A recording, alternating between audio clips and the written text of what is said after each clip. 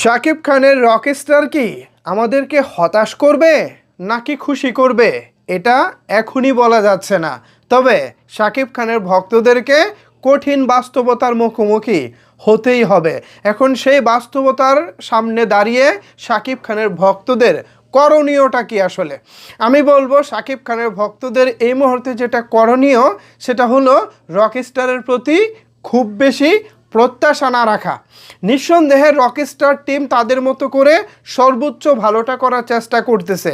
এখন আমরা যদি ভাই উবার বেশি প্রত্যাশা করে থাকি, হ্যাঁ অনেক বেশি প্রত্যাশা করে থাকি, ধরেন এবার প্রিন্স নিয়ে যেটা হলো গত রোজার ঈদে আমরা অনেক বেশি প্রত্যাশা করেছি। এই প্রত্যাশার কারণ ছিল তুফান, বরবাদ, তাণ্ডব। রিসেন্ট টাইমে শাকিব খানের এই সিনেমাগুলো মূলত শাকিব খান এবং প্রিন্সের প্রতি আমাদেরকে অনেক বেশি আশাবাদী করে তুলেছিল, কিন্তু আমরা অনেক বেশি আশাবাদী হওয়ার ফলাফল প্রিন্সে দেখেছি।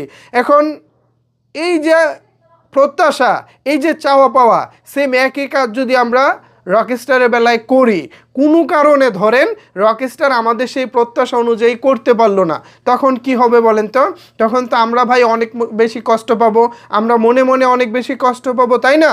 সো সেই জায়গা থেকে শাকিব খানের ভক্তদেরকে বলবো, রকস্টার নিয়ে আপনারা খুব বেশি আশা রাখবেন না, আশা কম রাখবেন। আশা কম রাখলে যেটা হয়, তখন ভালো হয়ে গেলে নিজের মধ্যে একটা ভালো লাগা কাজ করে।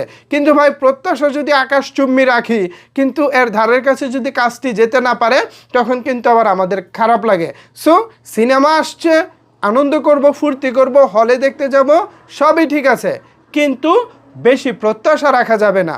অনেক বেশি প্রত্যাশা রাখলে দিন শেষে কী হয় সেটা আমরা প্রিন্সে দেখেছি।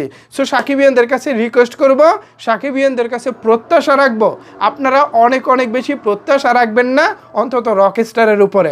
রকস্টার শাকিব খান অভিনয় করেছেন, রকস্টার আজমান রুশু বানাচ্ছে, রকস্টার খুব ভালো একটা প্রোডাকশন হাউসের সিনেমা, সব ঠিক আছে, তারা তাদের মতো করে কাজ করুক।